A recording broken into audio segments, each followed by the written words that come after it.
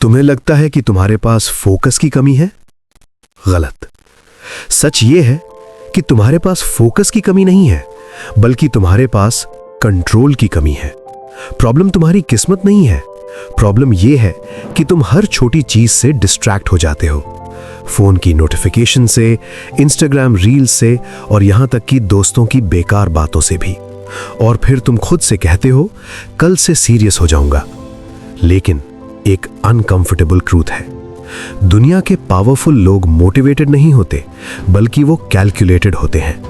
उनका focus emotional नहीं होता, बल्कि मैकियावेलियन होता है।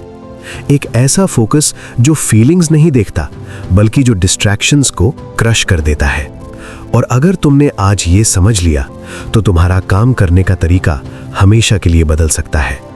लेकिन पहले एक सवाल है, अगर तुम्हें सच में सक्सेस चाहिए, तो क्या तुम अपने इमोशंस को साइड में रखने के लिए रेडी हो? क्योंकि मैकियावेलियन का डार्क फोकस हर किसी के लिए नहीं होता। इतिहास में एक महान नाम है जो पावर स्ट्रैटेजी का मास्टर माना जाता है, निकोलो मैकियावेली।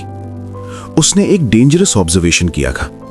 लोग सोचते हैं कि दुनिया ऑनेस्टी और काइंडनेस से चलती है, लेकिन रियलिटी कुछ और ही है, क्योंकि दुनिया परसेप्शन और पावर से चलती है।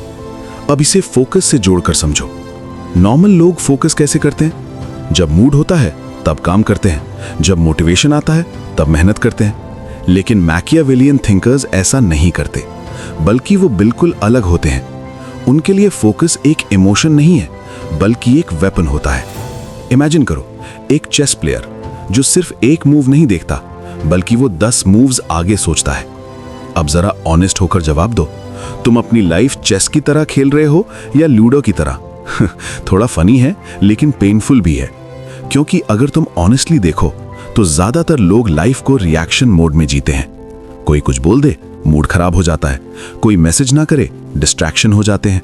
लेकिन मैकियावेलियन फोकस का पहला रूल है, इमोशंस को डिसीजन मेकिंग से अलग करो। जब तुम काम कर रहे हो, तो तुम दोस्त नहीं हो, तुम ऑपरेटर हो। और ऑपरेटर्स का एक सिंपल रूल होता है, मिशन फर्स्ट, फीलिंग्स लेटर। पहले लक्ष्य, तब इमोशन।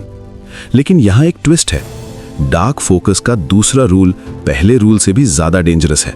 मैकियावेलियन थिंकर्स जानते हैं कि अटेंशन दुनिया में सबसे पावरफुल करेंसी है, इसीलिए वो अपनी अटेंशन किसी को फ्री में नहीं देते। सोचो, तुम दिन में कितनी बार फोन चेक करते हो? 20 बार, 50 बार, कुछ लोग तो 100 बार भी कर लेते हैं।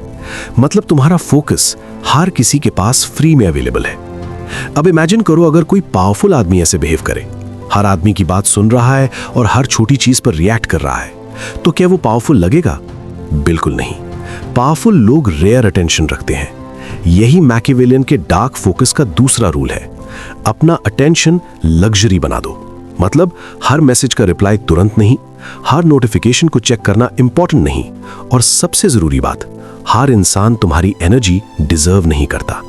अब तीसरा रूल, जो शायद सबसे अनकंफर्टेबल है, लोनलीनेस यानी अकेलापन। डीप फोकस हमेशा अकेलेपन में बनता है। इसीलिए दुनिया के ज्यादातर लोग एवरेज रहते हैं, क्योंकि वो अकेले होने से डरते हैं।